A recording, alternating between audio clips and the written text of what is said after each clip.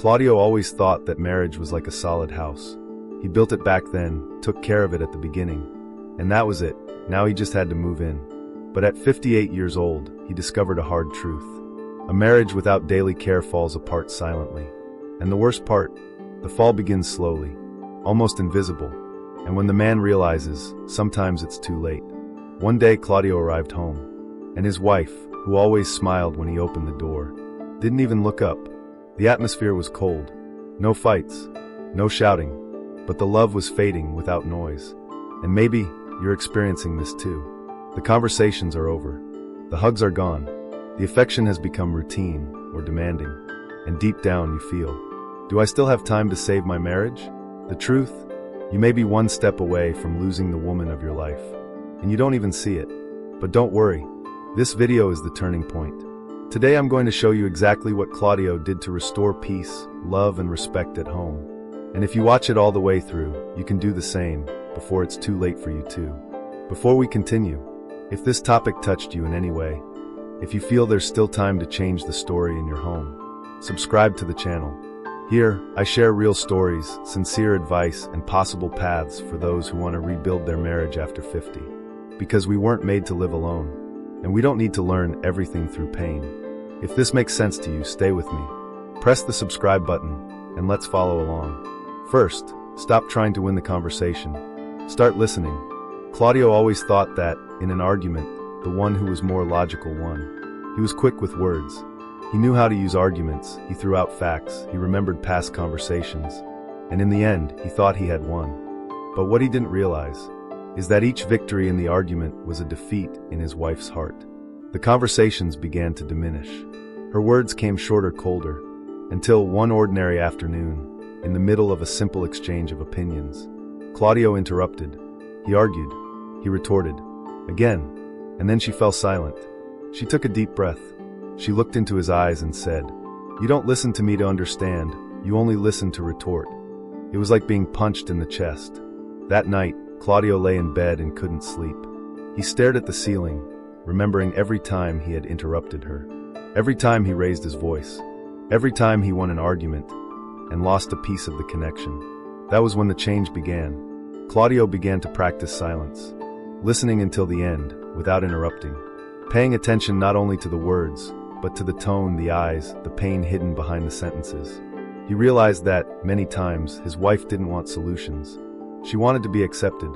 She wanted to be heard, without being judged. He understood that listening with the heart is worth more than winning with the mouth. Because in a marriage, it's not the one who speaks the loudest who wins, but the one who knows how to truly listen. And you? When was the last time you listened to your wife, without trying to be right, without trying to win?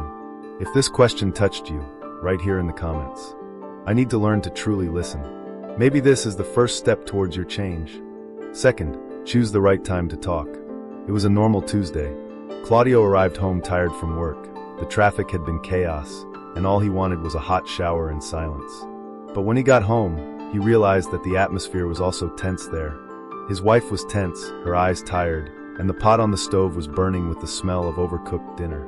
Even so, he thought it was the right time to bring up an old subject, an uneasiness he had been swallowing for days. "We need to talk. This can't go on like this." He was blunt, direct, and she, at her limit, reacted with pain, with anger. Result? A discussion that hurt them both. Harsh words, cold silences, and a night in which they slept with their backs to each other, feeling the abyss grow. The next day, Cláudio woke up early, made a strong coffee, and sat at the table in silence. What was he thinking? I tried to plant peace in the middle of the storm, and that echoed inside him all day. That was when he realized, it's not just what we say, it's when we choose to speak. Since then, Cláudio changed his stance. He began to observe the moments. He realized that the best conversations arose in the details. A coffee after lunch, when the mood was lighter.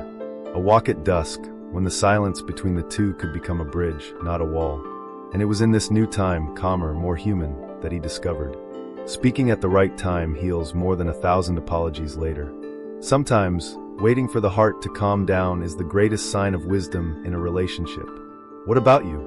Have you ever noticed that, oftentimes, it is the rush to resolve issues that causes the most damage? If so, comment below. The right time changes everything. Maybe you are one break away from saving your next conversation. Third, talk about what you feel, not just about what she did. For a long time, Cláudio communicated with his finger pointing. Everything that came out of his mouth was an accusation, a criticism, a demand. You complain too much. You don't understand me. You never recognize what I do. And each of these sentences was like a brick built between them. Without realizing it, he was building a wall where there used to be a bridge. Until one Saturday morning, they were in the kitchen. His wife complained about a small thing, maybe the way he left the towel in the bathroom, maybe the dishes he forgot to wash. Something simple. But Cláudio had had enough. He was going to hit back. He was going to return. He was going to attack. But at that moment, he stopped. He took a deep breath. And for the first time, he didn't talk about what she did. He talked about what he felt. He looked into her eyes with a low voice, without a tone of argument, and said, "When you criticize me, I feel like I'm no longer the man you admired." Silence. She lowered her eyes. There was no need to shout or argue. It was the first time in a long time that she really listened. Because he spoke from the heart. Without armor. Without a shield. Without a mask. That day, Cláudio learned that the problem wasn't what he said, but how he said it, and even more, where he said it from his ego or from his soul. He understood that opening your heart isn't weakness. It's courage. It's maturity. It's love in its purest form. Because when a man speaks with feeling, and not with an attack, the mood changes. Her face changes. Her gaze softens. The fight turns into a conversation. Speaking from the heart doesn't make you less of a man. It makes you a real man. What about you? Have you been talking more about what you feel, or just about what she does wrong? If this excerpt touched you, comment here. I want to learn to speak from the heart. This could be the beginning of a new way of loving. Fourth, small gestures are worth more than big speeches. For years, Cláudio thought that love was about impressing, that a man's value was measured by grand surprises. Expensive flowers on his birthday, dinners in fancy restaurants, presents wrapped with a bow. And yes, all of that has value. But one day, he realized that something was wrong. Even with the surprises, the sparkle in her eyes was fading. The smile no longer came easily. Her touch was more distant. That was when he heard, almost by accident, his wife venting on the phone to a friend. "He remembers my birthday, but he doesn't remember my day." That hit him hard. Cláudio fell silent. He sat on the couch, and for the first time, he thought, could it be that I'm trying to make up for it with the extraordinary, what I've been forgetting in the simple? That week, he started doing things differently. Instead of waiting for special dates, he started noticing the little details. He made her coffee just the way she likes it. Stronger, without sugar, with a piece of bread and butter. He left a little note on the fridge.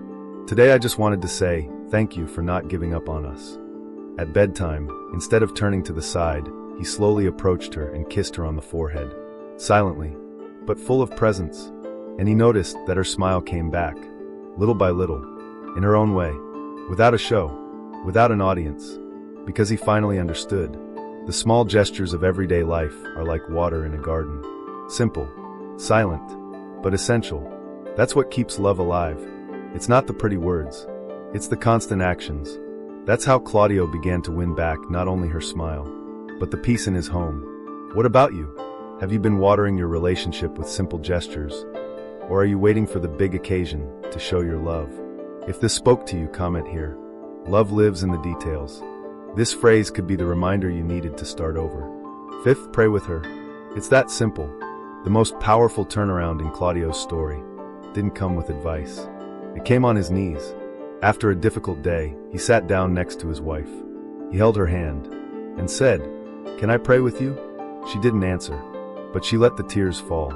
And he prayed quietly, "God, help us. I love this woman. Teach me how to take better care of her." That changed everything. Cláudio learned that when a man prays with his wife, he is saying, "I'm not fighting against you. I'm fighting for both of us." In the end, Cláudio didn't need to do anything crazy. He just opened his eyes and his heart. He stopped thinking that marriage can handle everything on its own. And he started taking care of it every day. And look, if you've gotten this far, it's because deep down you know that something needs to change. And do you know what the biggest mistake many men make is? Waiting too long. Thinking that tomorrow will be enough. That next week will be better. But marriage doesn't wait. Distance grows in silence. And when you realize it, maybe it's already gone inside a long time ago. So pay attention, because what started as a simple silence at dinner can turn into the end of a story that you spent decades building. Claudio realized it in time, and you can too. Take care now, while there is still time.